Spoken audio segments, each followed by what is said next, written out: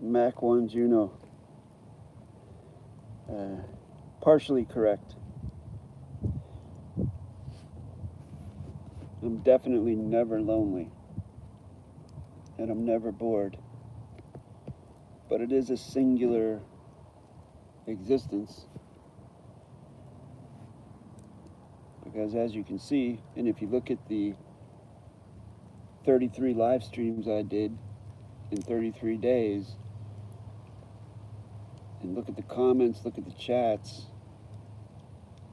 you will see that as many people that think that quantum grammar should be brought forth, that everybody should learn this, very rarely does anyone ever have a question.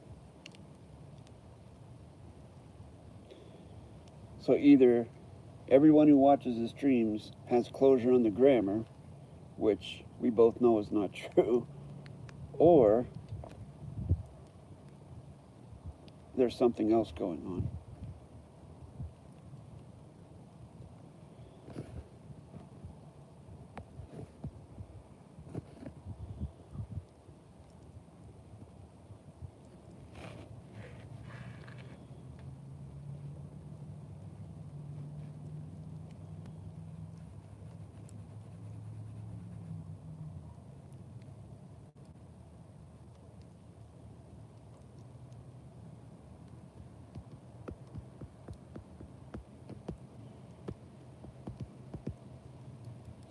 It's like any other skill that someone would want to learn. Skills can help make your navigation in life easier and more positive. It's just like any other skill. You have to invest a lot of now space in it. You have to commit to it, and you have to master it. But when people see what that entails, they talk the talk. But they absolutely cannot and will not walk the walk.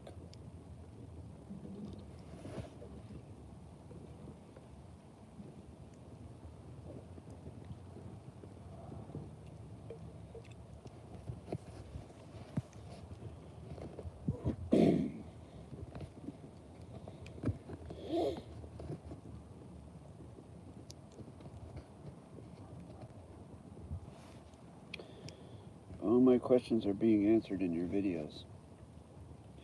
That's awesome. That's certainly awesome. Because as I'm fond of saying, if anyone has a grammar question,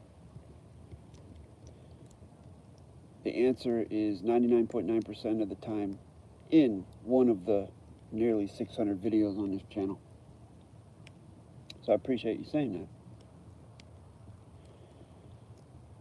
But there's got to be something. Something that...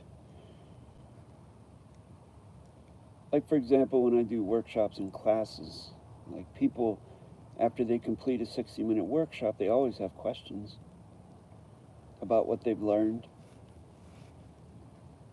about what we've gone over, clarification. There is no such thing as a stupid question, that's for sure. I know I used to be afraid to ask questions, but then again, no one I know has ever done a correct sentence structure based live stream. No one. I remember back in 2017, Mark lowercase k started doing live streams, but he soon stopped, especially when people started asking grammar questions that he didn't have the answers to. He stopped doing the live streams, and that was that. Speaking of which, there's another individual on YouTube, calls themselves the Quantum Grammar Coach. And I looked at one of their videos. One of my students sent their YouTube channel to me to look at it, the Quantum Grammar Coach. And they have some videos on there like how to syntax, and I guess they offer classes and stuff. So I'm like, I'll take a look at it and see what their knowledge level is. And although the individual does have some knowledge, I can't really say for sure what the percentage is, but I can say that they do not know how to syntax correctly, the quantum grammar coach, because I saw them bank the value of 3 over the word the. The is a non-tangible contract word. It could never be an adjective. It can only be an adverb, verb, or a pronoun. So that tells me that the quantum grammar coach does not have closure on why they're banking the syntax values that they're banking. And I remember a few months back, they actually tagged me in a post on YouTube. They tagged my channel, and they said something like, if anyone knows Jason Matthew Glass, ask him how I'm doing. So he was inviting me to critique his performance.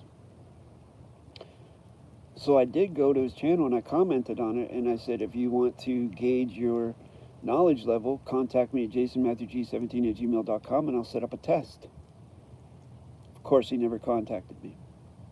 Of course.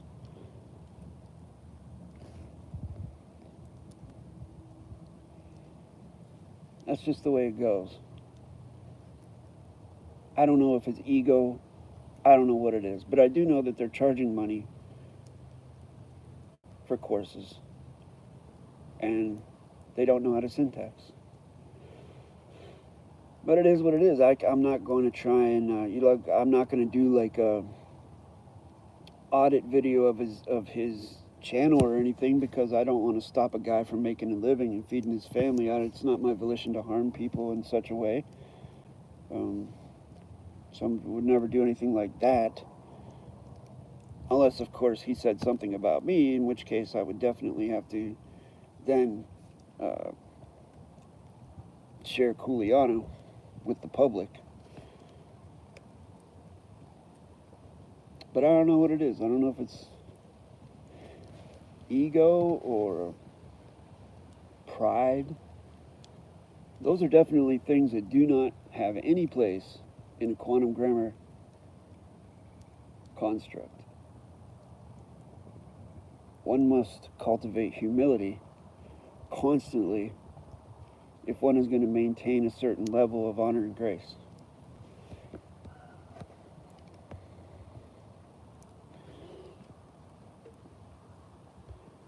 And I think I've provided proof of that through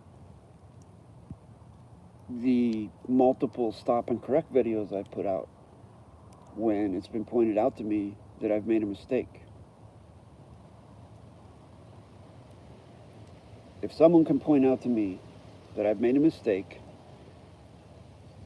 provide a continuance of the evidence as to why it is a mistake, and then on top of that, tell me how to fix it, and give me closure as to what is the correct way to do it, and if it makes sense to me, I have no problem publicly stopping and correcting and giving that individual credit where credit is due, and move on. It's not a big deal. Everybody makes mistakes. I don't care who you are. You make mistakes.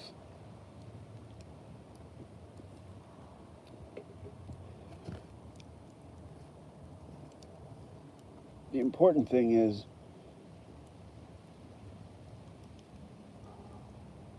possessing the capacity to cultivate humility and to recognize when you've made a mistake and fix it. There are definitely individuals out there who either do not possess that capacity or don't want to do anything like that because they've cultivated some sort of image in the eyes of their followers, and to admit that they're wrong, to admit that they've made a mistake, in their eyes they think it would cause their followers to disappear, and then they'd stop making money, people would stop sending them money, people would stop being dependent upon them. And I think that's probably part of the reason, but that's a guess.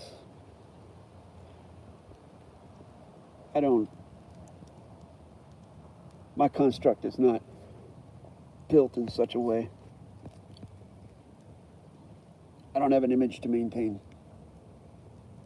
I just teach grammar.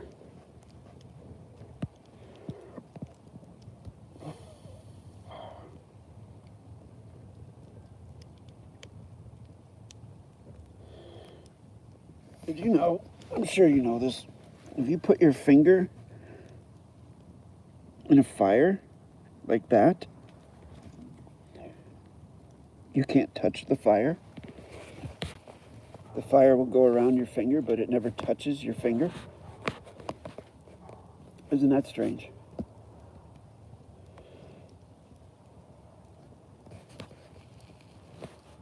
Can't touch me.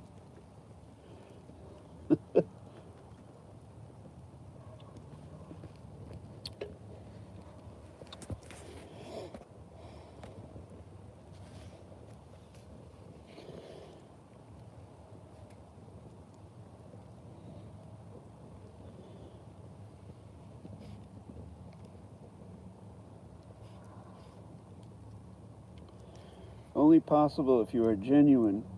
Most are projecting a false self-identity.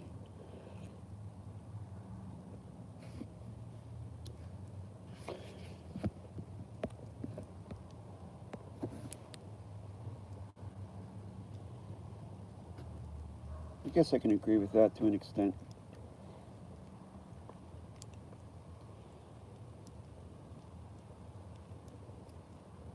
I saw a video once of a pride of lions who were circling I think it was a golden retriever, a dog, and that dog started barking and being very aggressive, and it actually chased away like 3 or 4 lions. Like the lions ran away, and they could have easily destroyed that dog, could have easily ripped him to pieces, but they ran away. Is it because the dog was projecting a false image? A false identity? Or was it the volition of the dog that chased them away? And it's the same way the psychology of correct sentence structure works. You can be a timid, mild, meek individual. That's fine. But if you're going to put yourself in those situations, for example, in foreign vessels and dry dock, using correct sentence structure, you have to be able to turn it on the way that golden retriever turned it on with those lions. And I don't mean get angry and get loud and get rowdy. That's not what I'm talking about at all. I'm talking about being firm, being bold, and knowing that you're a master of your vessel, and there is nothing anyone in that location can do to sway you from your position that you are the master of. You are the authority of your document, contract, postal vessel, court, venue. You're the judge. It's your jurisdiction. The 1x1.9 flag is the flag of the land during the time of the contract. And when you use it and you have 100% closure and confidence with correct sentence structure, you hold jurisdiction in the well of the court. And nothing can harm you there if you have that confidence. Kind of like that golden retriever with the lions. They will run. Not because you could physically do anything to them, because if you are literally in a situation in a fiction court, there are officers there with sidearms. They could easily shoot you or beat you down with a baton or whatever it is that they have. They got the guns and clubs. They could easily do that. It's not that keeps you safe. It's your volition. It's the power of your, for lack of a better term, your spirit that holds them at bay and keeps you safe. I don't know any other way to say it. And that comes from having such a depth of closure on the grammar that you can quite easily teach it to any man or woman at any given time, at any given location, under any given circumstances. If you can't do that, then you're probably going to get ripped apart by the fiction system. You're going to get torn up.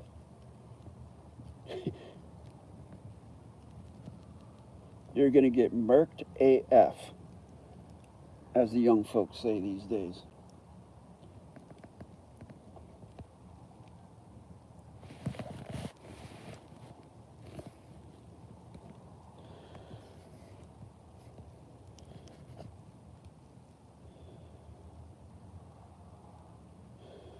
Mac1 Juno, since it appears as though you are the only viewer right now, would it be too much trouble for me? Would it be too much trouble for you to share your correct name with me? You know my correct name. I just ask the same consideration of you. I'd just like to know who I'm having a communication with. If you don't want to share that information, that's fine. I understand. Some people just don't like to do that on the internet for whatever reason. I didn't like to do it until I decided to be, have like online transparency and show my face and my name, because now I have a position to hold, and there is a such thing as a reputation that I do have. And although my subscriber base is way below the big names in quantum grammar, I think that I have an integrity that they don't. And it's all based in grammar. So anyways, I don't know why I went into that. If you'd like to share your correct name, that would be awesome. I'd be honored if you would do so. If you would share that consideration with me.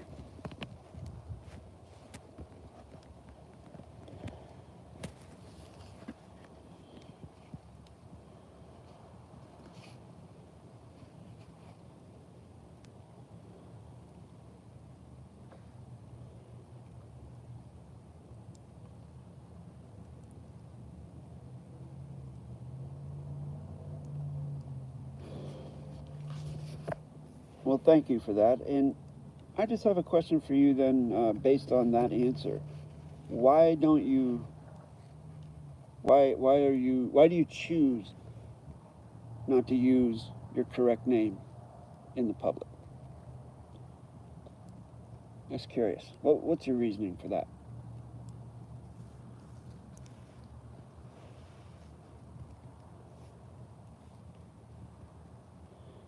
I remember back when I first went public in February of 2018.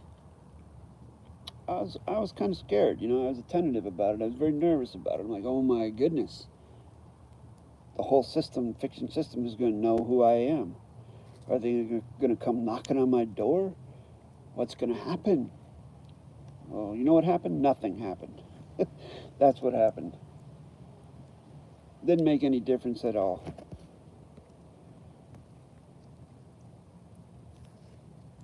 So I'm just curious as to why you don't use your correct name and why you don't want to share it. What your reasoning would be for that.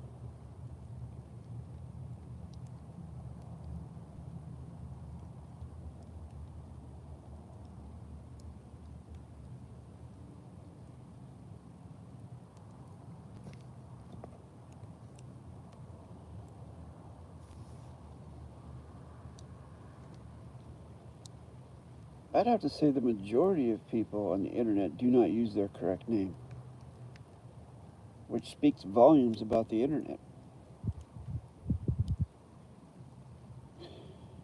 That would be like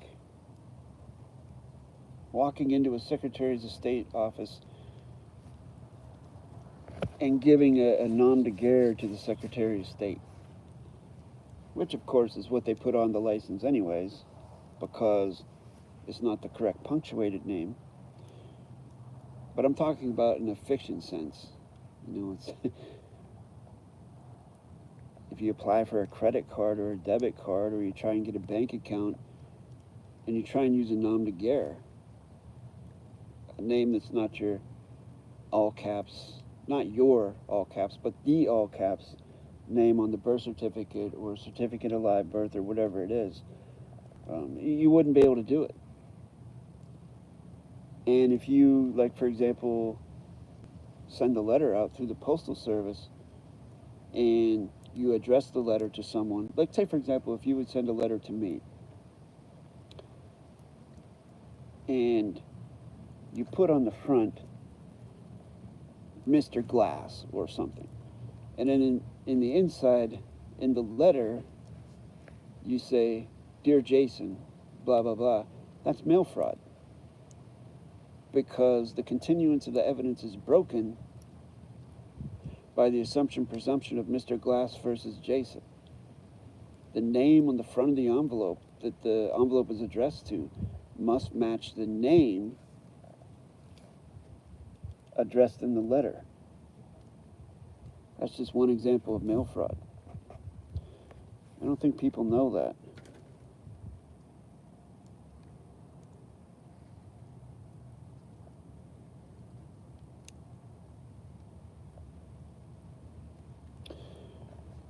When I went public in February of 18, I didn't have anywhere near this knowledge level. Matter of fact, I didn't have closure on correct sentence structure when I went public and started teaching it.